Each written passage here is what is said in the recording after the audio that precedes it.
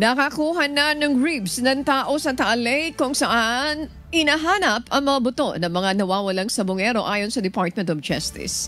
Ayon kay Justice Secretary Crispin Remulla, na-recover ang mga buto sa eksaktong lugar na itinuro ng kanilang informants, sources, na itinuro rin ng whistleblower na si Julie Patedongan alias Totoy. Dagdag ni Secretary Remulla, sa 4 na sako ang nakuha ng PCG, 2 ang may laman at ang 2 naman ay may lamang buhangin na ginamit na pabigat. Sabi pa ng opisyal, ito ay positibong indikasyon na alam ni alias Totoy ang kanyang sinabi. Idadaan din sa pagsusuri ng mga eksperto o forensic ang mga buto.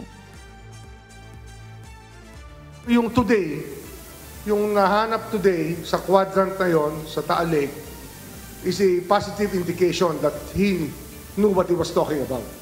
Kasi nga, andito na nahanap yung na-identify na. 4 na sako yun actually, 2 sakong buhangin, pampabigat, tsaka 2 sako na containing the remains.